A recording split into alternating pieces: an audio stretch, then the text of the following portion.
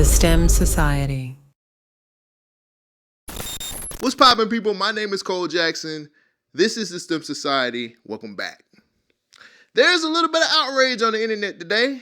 Apparently, people are upset with this Jay-Z and Target partnership that's going on. Here recently, Jay-Z decided to sell an exclusive vinyl through Target for his 30th anniversary for Reasonable Doubt. Now, some people are looking at this as like, well, what's the problem?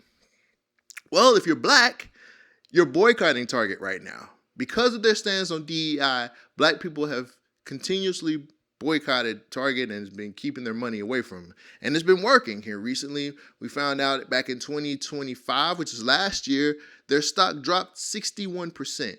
So apparently the boycott has been working. The problem is people are trying to understand whether we should be upset with Jay-Z or not. Now, there are some groups out here who are not feeling this whole partnership and him releasing this exclusive vinyl. There's a platform by the name of, got to pull out my notes, Essence of Black Culture, which said this: Jay made himself available to be used to directly smack the community in the face in a and y'all ain't gonna do shit about it either type way. There's another side to this where people are actually okay with this. Listen to what B-Dot said on Angela Yee's show about the Jay-Z and Target partnership. Now, I want you to go ahead, B-Dot. Take the floor. No, I just think it's textbook selective outrage. It's like a nothing burger because every major artist does this. You know, Target is just getting a vinyl in a different color. That's all it is. Like J. Cole, Kendrick Lamar, they all have done the same thing.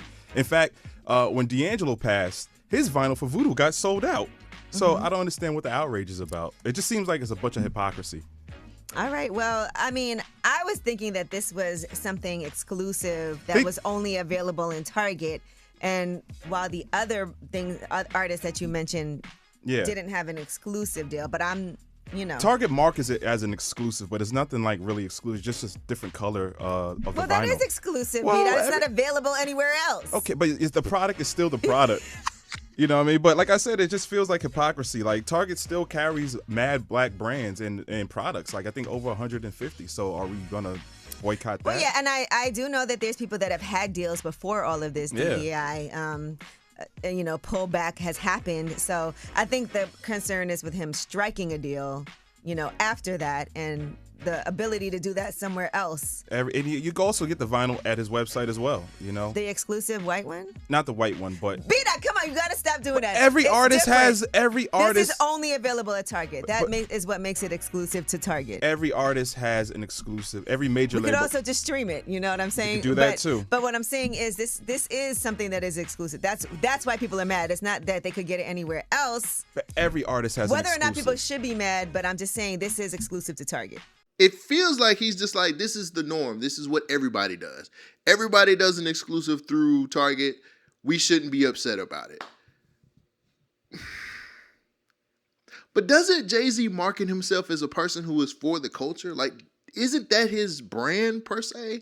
Like, wouldn't you be a little bit more, wouldn't you be a little bit more sensitive to what black people are doing when it comes to companies like Target or corporations like Target?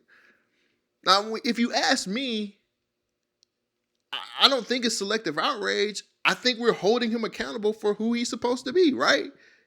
He's the GOAT, right? He's the GOAT. He's the king of our rap. He's the guy that we look to when it comes to cultural things. I'm not a businessman. I'm a businessman. Remember, he's one of the most successful black billionaires out here. So why does this feel so nasty? A lot of times when billionaires sit on their ivory towers, they never really notice what's happening with the common folk. Because when's the next time you're going to see Jay-Z shop at Target? When has he ever shopped at Target? You get what I'm saying? So maybe it's a tone-deaf thing. But on the flip side of that, if you're supposed to be one with the culture, you're not supposed to be tone-deaf either. I don't know. Let's look at it from his point of view. He's celebrating. He's on a high right now. He just did the Roots Picnic. He's got the Yankee Stadium show coming up pretty soon. He's been releasing a lot of different songs out through streaming to celebrate the 30 years of Reasonable Doubt. Maybe it was a situation where he just wanted to mend fences. Maybe he said, let me just give this Target partnership a try, and maybe I can get some people to say it ain't so bad on that side. Am I winning y'all over with that argument? Me neither. Me neither. At the end of the day, this is about as tone deaf as you can possibly be when it comes to doing something like this. And we never really do hold these people accountable because they're billionaires. What do we know? We're the poor people. How can we hold somebody that's done so much and earned so much money? How can we hold them accountable for what they do? Right? Well, we can always vote with our dollars. We can always say, well, we ain't buying that shit at all. That usually helps. Typically, when somebody sees a dent in their pockets or they see a major downfall when it comes to sales, they'll change their tune really fast. I just feel like we're at a point now where we're never going to hold him accountable because the nigga can rap. That's just how I'm looking at it. Jay-Z's never held accountable for anything that goes on when it comes to these types of deals because at the end of the day, we understand who really matters the most, which is the corporations. Don't believe me? Do you remember him telling Jermaine Dupri not to produce the Super Bowl for Atlanta because of the Colin and Kaepernick deal? There's an article about it out there. He made sure that he told Jermaine Dupri, no, you shouldn't be doing that. We are not going to support the NFL because they don't care about the black folks. Colin Kaepernick is getting blackballed. We got to stand up for something. And then in 2019, what does he do? He strikes a deal with the NFL. The entrepreneur is now being criticized for trying to capitalize on partnering with the NFL. Eric Reed, who kneeled beside Kaepernick, called the move disingenuous. I think we have the greatest platform in the world, and we're using it in a very positive way. Tonight, a foe turned friend of the league, trying to clean up the NFL's bad rap with community activism. I distinctly remember people being upset about this whole situation. And then all of these halftime Super Bowls later, we ain't mad no more. We cool with it. He got Kendrick Lamar to do halftime show. It's great. This is the same guy that says, I turned the Super Bowl down. I don't need you. You need me. This is the same guy who said, we're past kneeling. Do you remember that soundbite? What? Did you kneel or would you stand? Okay. I think we've passed kneeling. I mean, I personally think Jay-Z doesn't even care. Right? Jay-Z doesn't care about this stuff, man. His superpower has always been overcoming these types of controversies and being able to smooth everything out and make the black community say, it's okay. He's a billionaire. We're fine with it. When are we going to start holding people's feet to the fire when it comes to this kind of stuff? Or are we just okay with it because of the amount of money that they have? Are we okay with it because he can do concerts? Or are we okay with it because he raps so much? That has been the word of the year for me. Accountability. When are we going to hold people accountable for a lot of this stuff? At the end of the day, maybe it's just a typical contractual thing that artists does with Target. But I also see it as a person who's powerful enough to control what the halftime Super Bowl does. So if he's powerful enough to do that, I think he's powerful enough to say no to Target or say, I'm not fucking with y'all on that type shit.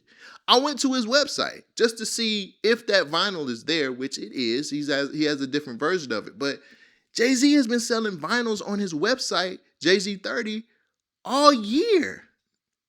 What's making this Target deal so attractive? Why is it such a situation where he's just like, well, I got to do this through Target because what? The bag is that good? I doubt that they're giving Jay-Z a big bag behind this. And I doubt that the sales are going to increase on his exclusive vinyl because it's through Target. I don't really understand the logic behind Jay-Z making this move. Am I pissed about it? Not necessarily. I'm not buying that vinyl. I've bought Reasonable Doubt every anniversary year, and I don't need the vinyl for it. I don't even have a vinyl player to be able to play it. But I do look at a situation like him doing a deal with a corporation that we're supposed to be boycotting as a strike against him, man. Like, you're the man that's supposed to be a part of the culture. You had a whole interview with GQ earlier this year about the culture.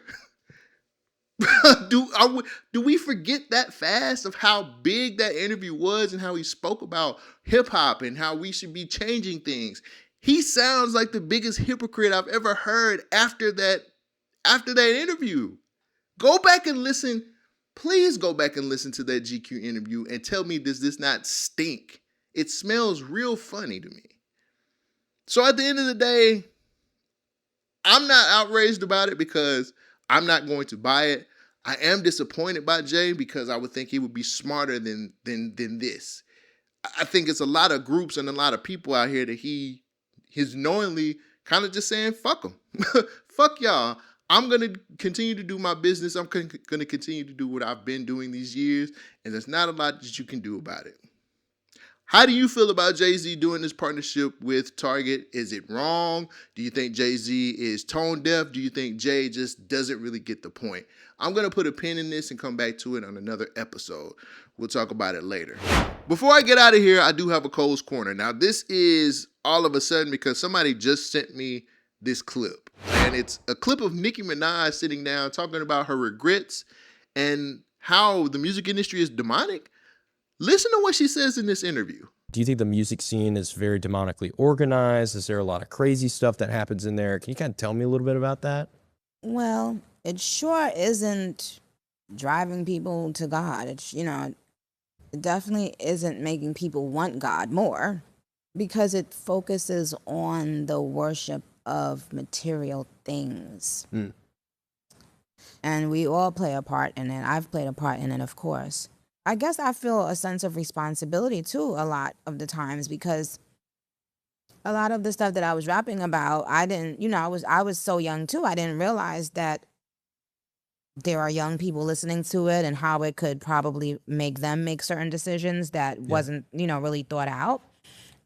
Now, if I could do it all over again, I would have changed a lot of things that I said because I just don't like the idea of thinking that these people will now grow up wanting to change themselves. So that's what I think is very demonic about the industry as a whole, is that it makes people feel that they're never enough. How are y'all feeling about Nicki Minaj's MAGA makeover? Are y'all enjoying this? Because I'm not. I don't know what it is. I don't know what kind of check that she's getting cut.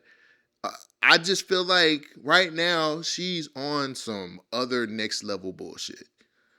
It's getting to the point now where you looking kind of crazy out here. Now, I haven't seen a whole interview. Again, while I was recording, somebody sent me this. And it was like, you gotta check this out. And I just, I'm reacting to this in real time. This is some bullshit. I don't know if she's listened to Pink Friday 2. When did Pink Friday 2 come out? Let me just find out when Pink Friday 2 dropped. Let's see. 2023. Now, I'm not somebody who discloses anybody's age because that's not for me to do. Y'all can look that up yourself, but I know how old she is now, and I know 2023 was 3 years ago, so you do the math. What the fuck are you talking about? So with all of that about her changing her lyrics, what about when you went in on Megan Thee Stallion and her mom, and then you went in on Cardi B and her kids? What about those things? Was that warranted because somebody jumped at you first or came at you first? I'm not buying this bullshit, man. I'm not buying all of this stuff. This MAGA makeover that Nicki Minaj is doing right now is pathetic and it's sad, and it's one of those things where you're doing anything for a check. And that's allegedly. I don't know for sure. But when I hear people say this type of stuff when it comes to the music and the shit that they've already done, I understand people having regrets about some of the things that they said. But I also understand that you're doing things outside of who you really are because of what? You want somebody a favor? Because somebody is writing out a check on one from one side, and you have to act like something that you're really not. It's ridiculous, man. This shit that she's doing is trash as fuck. I'm not buying it. Maybe you will. Maybe you'll understand how the makeover is going to work. But at the end of the day, I'm not buying this bullshit. I'm going to sit down and actually watch this interview to just get a better understanding of what else they're talking about on this podcast. Give me your thoughts. Do you think Nicki Minaj is doing some cool shit by doing this whole MAGA makeover, or do you think she's just as full of shit as everybody else? I'd love to hear what you have to say in the comments. Thank you guys for joining me for another episode. I appreciate you supporting me. If you like what I do, because what I do is not very easy, pay me in a like, pay me in a comment, but support me with a subscription. Grow this platform as big as the sun. I will catch you guys on Sunday. Take care of yourself. I love you. Peace out. She is kind of fucking with my money, but I meant everything I said, and I say it again.